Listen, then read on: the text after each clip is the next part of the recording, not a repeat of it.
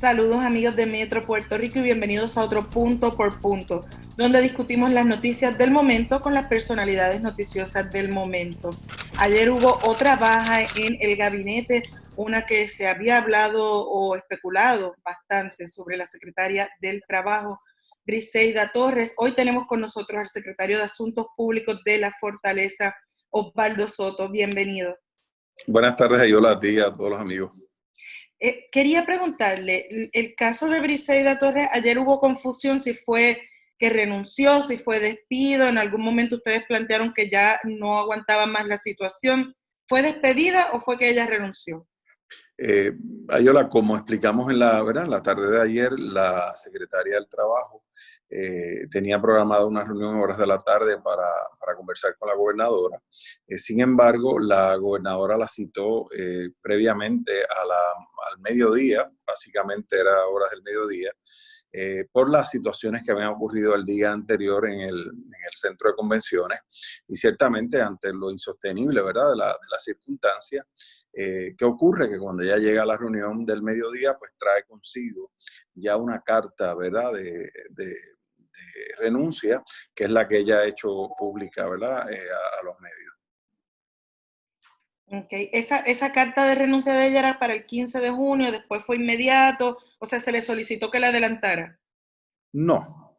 La carta, como bien dice el propio documento, pues era inmediatamente, según, ¿verdad?, la conversación que ella tuvo con la señora gobernadora. ¿Y por qué es tan difícil decir que la votaron?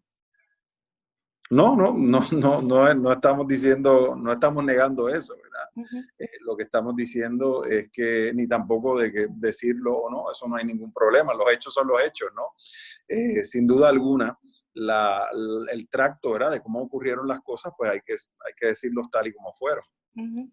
Usted planteó o ayer en la conferencia se planteó que le habían provisto todas las herramientas, todos los recursos necesarios. ¿Cuáles fueron esos recursos necesarios que se les proveyeron desde Fortaleza? No sé si usted recuerda que ella tuvo una reunión con la señora gobernadora, donde ella, la gobernadora, la visitó en el Departamento del Trabajo. 29 de abril. Correcto. Ese día, junto a la gobernadora y este servidor, estuvo allí la CIO del gobierno, Glorimar Ripoll, y la gobernadora puso a disposición de la secretaria, ¿verdad?, la capacidad y todos los recursos que ambas tuvieran necesarios a ejecutar para ir resolviendo el problema, ¿verdad? En aquel momento el problema mayor era con PUA, que todos recordamos, ¿verdad?, que no fluía el procedimiento del pago de ese beneficio. No obstante, días después logramos que eso, ¿verdad?, ese esfuerzo logró que ocurriera.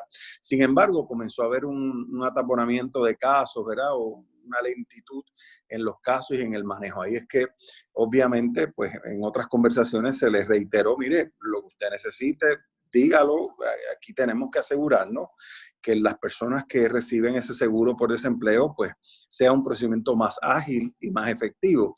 Ahí es entonces después que se consigue el centro de convenciones, se le pone disponibilidad, ¿verdad?, de todo lo que se entendía que se necesitaba. Sin embargo, pues nada de eso fue suficiente para lograr el que haya mayor efectividad, que es al final del día lo que quiere la gobernadora, de que los casos, cada uno de ellos vayan fluyendo de manera rápida y directa.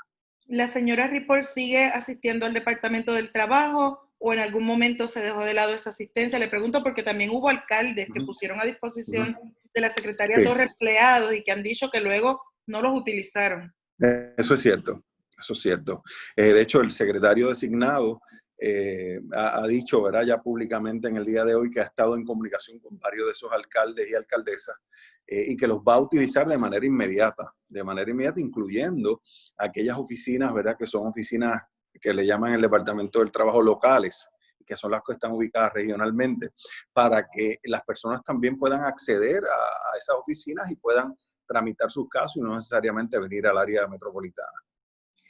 Le pregunto porque de los análisis que han surgido desde ayer hasta hoy con la salida de la secretaria se plantea falta de liderato y de gerencia en términos de prevenir lo que venía. Cuando ustedes, el gobierno, tomó la determinación del toque de queda y de cerrar del lockdown a mediados de marzo, no anticiparon que eso iba a tener un efecto en la economía y previeron que iba a haber una alta cantidad de solicitudes de desempleo.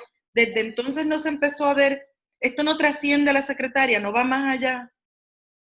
Cada secretario tiene una responsabilidad, ¿verdad? ¿Quién mejor que el secretario para conocer los procesos y funcionamientos dentro de cada agencia, ¿verdad? Imagínense que el gobernante tenga que estar, ¿verdad?, administrando cada agencia, pues realmente pues no necesitaríamos un directivo, ¿verdad?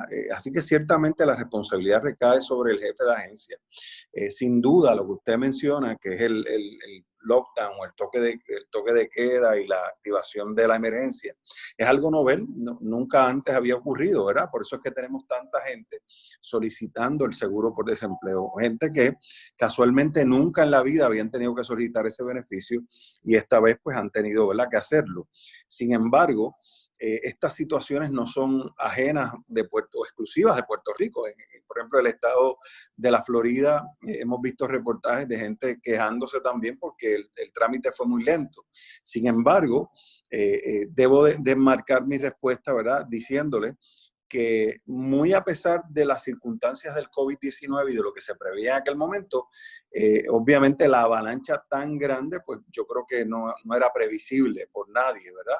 Y estamos ante un sistema, Yola, que es un sistema realmente tecnológicamente deficiente. Pero usted me está diciendo que no era previsible que cerrando, pidiéndole a todo el mundo que estuviera en sus casas, cerrando la actividad económica, no iba a venir una avalancha de solicitudes de desempleo.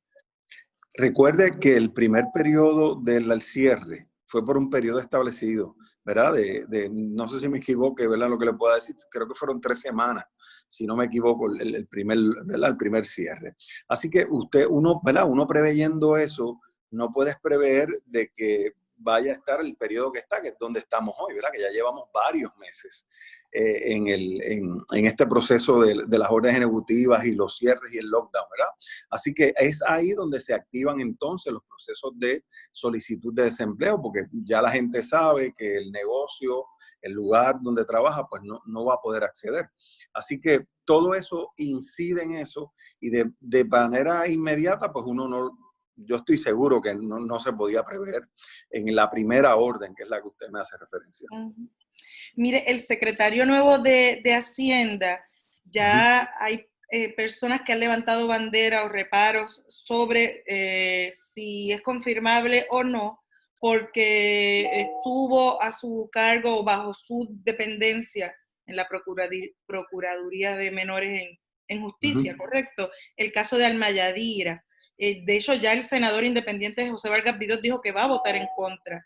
¿Cómo ustedes van a manejar su confirmación teniendo ya esa bandera y en tiempos donde el tema racial está, ¿verdad?, a flor de piel en términos de las acciones que se toman sobre ese asunto?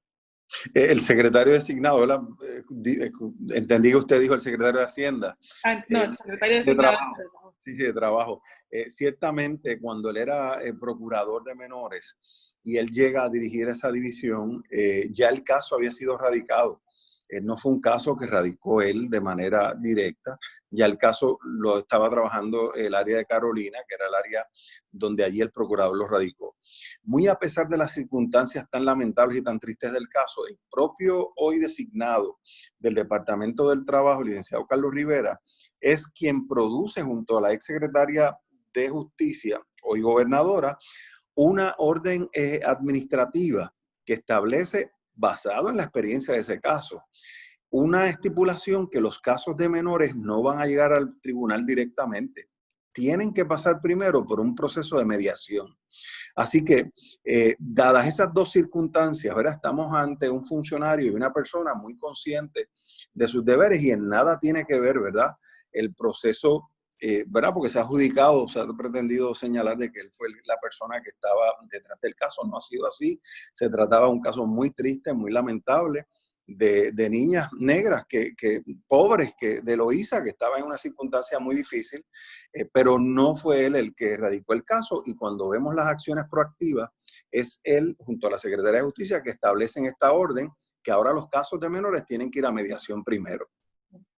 Creo que la confusión viene por la próxima pregunta. El secretario designado del Trabajo plantea en la mañana de hoy que va a pedir algún tipo de asistencia tecnológica al secretario de Hacienda. Ok, ok.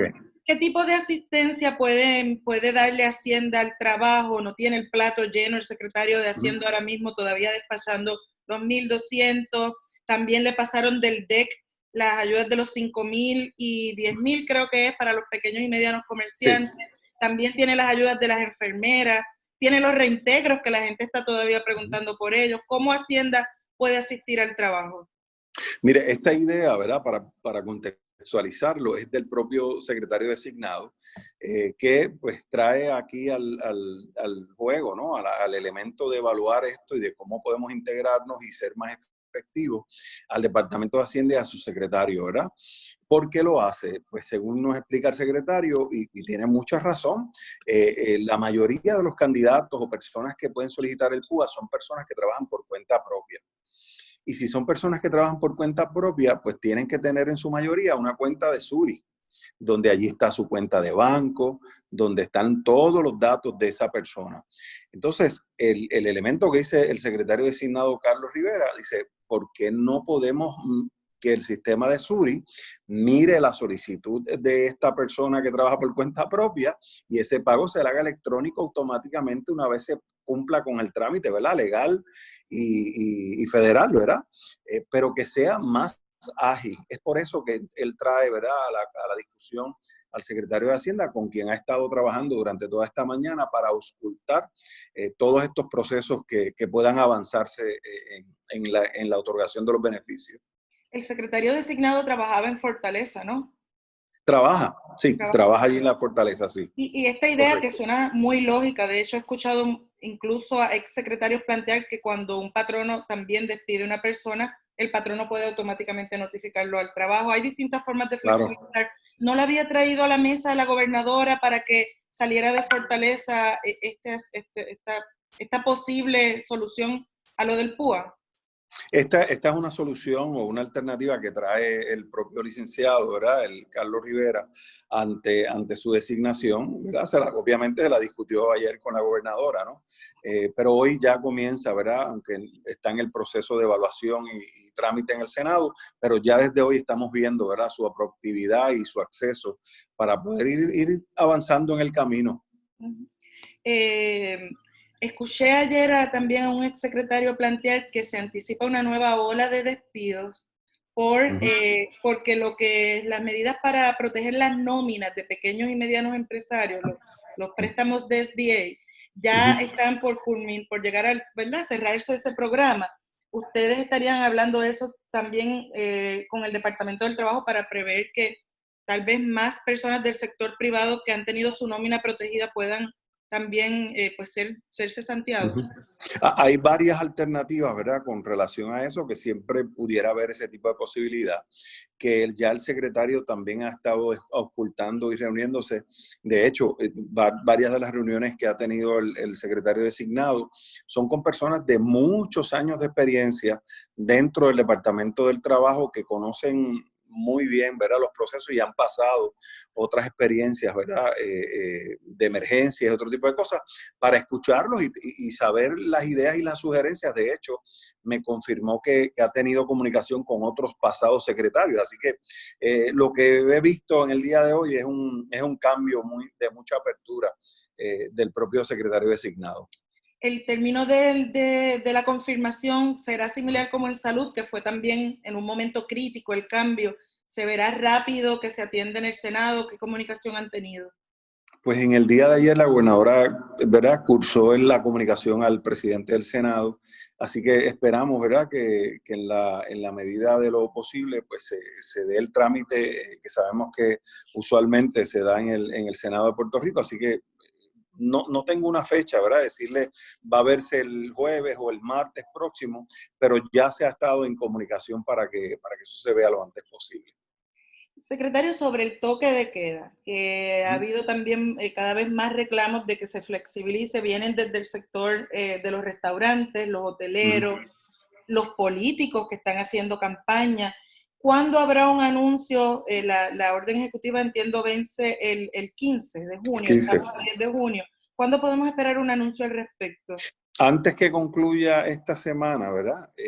Vamos a escuchar de la gobernadora. Ella ha estado en varias reuniones, tanto con el Task Force médico como el Task Force económico, asimismo también, ¿verdad?, con los secretarios Lavoy y el secretario Lorenzo González de Salud, para ir trabajando lo que será la nueva orden. Así que, obviamente, antes que concluya esta semana, vamos a escuchar de primera mano todos los cambios que va a presentar la gobernadora. Entiendo incluso que hoy se radicó una demanda en los tribunales por el toque de queda.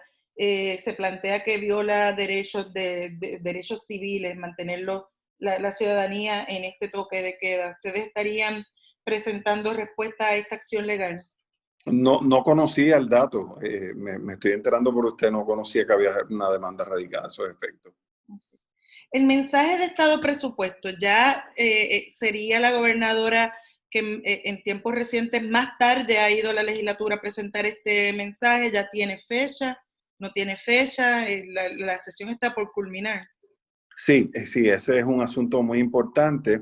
De hecho, sí, ya ella ha estado en conversaciones con los presidentes de ambos cuerpos, tanto de la Cámara como el Senado, para discutir esto. La tardanza en ese proceso es importante, ¿verdad? Que el pueblo sepa que ha habido una tardanza también en términos del COVID-19 y con la Junta de Control Fiscal, ¿verdad? Del proceso que se ha seguido o que estábamos acostumbrados a seguir, ¿verdad? Con los timelines que establecía tanto la Junta como en años anteriores, ¿verdad? Donde veíamos que había un periodo en particular, ¿verdad? Donde los gobernadores presentaban este importante informe, pero sí se está trabajando y se está en conversación con ambos presidentes para afinar el día y la hora de ese mensaje y lo vamos a anunciar tan pronto ya esté confirmado.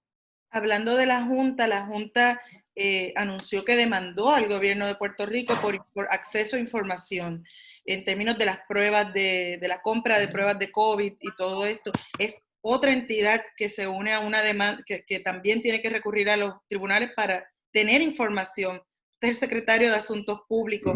¿Qué dice esto de cómo se maneja el acceso a la información en la administración? Sí, ciertamente el acceso a la información es fundamental. Esa es la instrucción que ha dado la gobernadora de Puerto Rico a todos los jefes de agencia. Tenemos que ser, ¿verdad?, lo más accesibles y lo más transparentes en el proceso de toda documentación que sea requerida por los entes, ¿verdad?, como es la Junta y como son otras entidades, igualmente ustedes los miembros de la prensa, ¿no? Así que es un reto, ¿verdad?, que cada día vamos superando, pero la instrucción es muy clara y es muy firme de que sí se otorgue la información concernida. Pero secretario, del dicho al hecho hay un gran trecho. La realidad es que es bien complicado conseguir la información. De hecho, habíamos hablado de los contratos, la última vez que lo entrevistamos, de los contratos de emergencia que se estarían brindando durante el tiempo de COVID y nunca tuvimos acceso a esos documentos. ¿Cómo hacer que fluya la rueda más allá de decir somos transparentes y creemos en la transparencia? Ciertamente, por eso te menciono, ¿verdad?, que hay unos retos y los retos son los mismos jefes de agencia y los mismos funcionarios que tienen en su poder los documentos, ¿no? Por eso es que no puedo decirle a usted que no los hay. Sí, ciertamente los hay, porque a veces no están necesariamente en el poder de uno, ¿no? Tiene uno que depender de un tercero para que así pueda uno suministrarlo, ¿verdad?, en la responsabilidad que uno asume. Pero sin duda alguna la instrucción es esa y vamos a seguir insistiendo para que se cumpla con ello. Por ejemplo, como lo que usted me dice de los contratos de la pandemia, ¿sí? De lo que usted ha solicitado, ciertamente la vez anterior conversamos sobre este tema. Voy a dar instrucciones el día de hoy para que nos digan dónde está eso, a pesar de que obviamente ya habíamos hecho las peticiones, pero para que aceleren, no hay excusa alguna. Yo creo que en la medida que ustedes tengan información, los medios de comunicación, lo tenga la ciudadanía, los datos son los datos y no hay por qué ocultarlo. Claro. Mire, hablando de la legislatura también, Elmer Román, se esperaba que esta semana se viera esa designación, luego no bajó al hemiciclo, no hubo vistas públicas, y lo que ha trascendido públicamente es que hay algún tipo de pulseo y que le han condicionado a la fortaleza el nombramiento de Elmer por la permanencia del administrador del Fondo del Seguro del Estado. ¿Es eso cierto y cómo se está manejando? No tengo información de ese dato, o sea, de ese proceso. La verdad es que no lo conozco. Si ha habido algún tipo de diálogo sobre ese detalle, sí sé, ¿verdad?, que ha estado pendiente en la Cámara de Representantes y que ese proceso aún no se ha dado. Bueno, y por último, quería preguntarle, esta semana también, ayer precisamente, surgió una denuncia pública de un funcionario del Departamento de la Familia que plantea un patrón de acoso y persecución desde que la gobernadora llegó a Fortaleza, porque él fue un testigo incidental en el proceso pasado del FEI que tuvo la gobernadora. Ustedes han podido ver esa denuncia, es una denuncia muy seria que violaría lo que es las leyes de protección del whistleblower incluso. Esa es la persona que es un candidato a una posición política. Es candidato a una posición política, sí, pero eso no quita los No, hechos, no, ¿verdad? no, Lo acabo de decir, los datos son los datos. no, por eso le estoy preguntando si es la misma Sí. persona, ¿verdad? Si es esa persona a la que usted hace referencia, obviamente el secretario de la familia recién designado y nombrado, ¿verdad?, confirmado por el Senado, tiene completa discreción de seleccionar quiénes van a ser sus personas de confianza, como lo tendrá el secretario designado del Departamento del Trabajo. Así que es puramente un asunto de confianza, ningún otro criterio, ninguno otro es el que se toma en consideración para tomar ese tipo de decisión. Así que yo creo que obviamente decir algo que no sea eso, pues es faltarle a la verdad.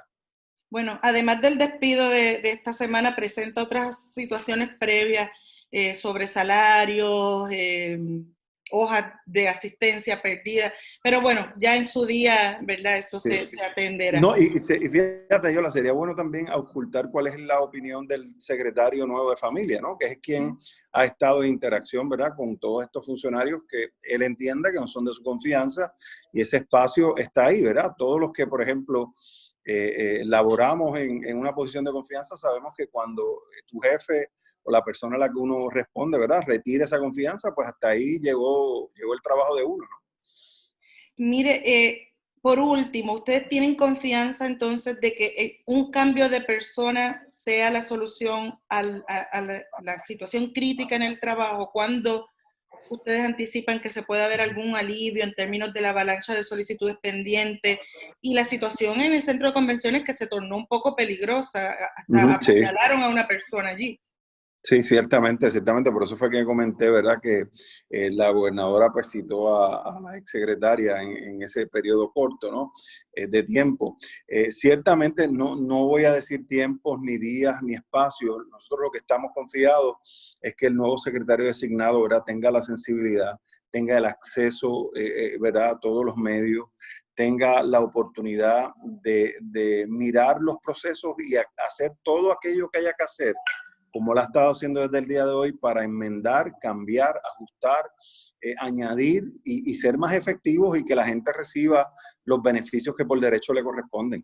Bueno, pues muchas gracias al secretario de A, Asuntos Públicos, a usted. Osvaldo Soto, por haber estado con nosotros en este punto por punto nuevamente. Ustedes, amigos de Metro Puerto Rico, sigan conectados a todas nuestras plataformas digitales.